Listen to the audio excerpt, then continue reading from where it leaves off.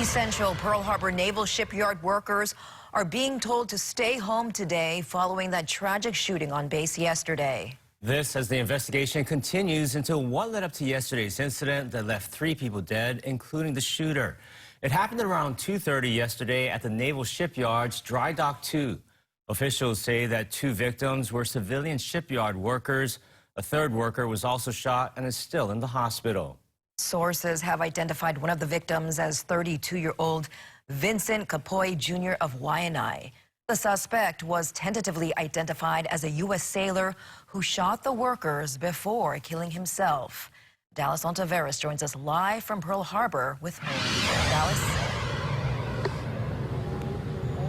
Good morning, Christine and Ross. Well, as this investigation continues, we're taking a look at the scene when those shots were first fired around 2:30 yesterday afternoon. Now, the base was put on lockdown within minutes, but witnesses we spoke to say they heard sirens from all different directions, causing heavy traffic and a lot of confusion and tension in the area. Now, we also did hear from Rear Admiral Robert Chadwick, who shares how this was just a tragic incident just days before honoring the anniversary of Pearl Harbor. Take a listen.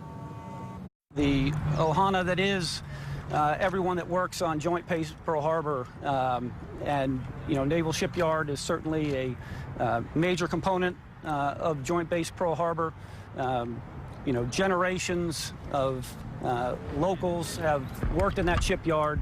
We're getting ready to celebrate or at least honor the 78th anniversary of Pearl Harbor, and the role that the shipyard played in World War II is pretty legendary, and the shipyard is well known for the amazing work they did then and the amazing work they continue to do. So this is certainly a tragedy for everyone here, but certainly our sincere thoughts are with the families of the victims and everyone involved.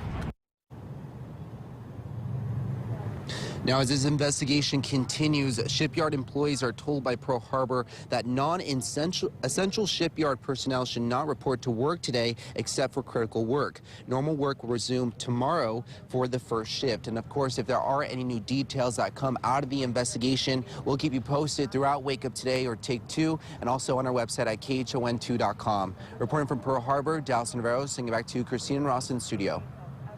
Thank you, Dallas. Shortly after the incident, Honolulu Mayor Kirk Caldwell released a statement saying, in part, "We share in the sorrow of today's tragic shooting at the Pearl Harbor Naval Shipyard and are thankful for the actions of our federal and state partners, as well as the city's first responders who rushed to the scene."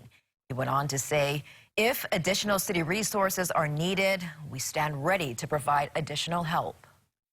Governor Ige also released a statement saying, "I join in the solidarity with the people of Hawaii as we express our heartbreak over this tragedy and concern for those affected by the shooting." Details are still emerging as security forces at Joint Base Pearl Harbor Hickam investigate. The White House has reached out to offer assistance from federal agencies, and the state is standing by to assist where necessary. This shooting comes just days before the 78th anniversary of the attack on Pearl Harbor. On Saturday, thousands are expected to attend the event outside the visitor center. And while the public is invited, security is very high. Right now, there's no indication that what happened yesterday will affect Saturday's ceremony. We'll stay with KHON2 on air and online as we continue to follow the shooting at Pearl Harbor and bring you any new developments.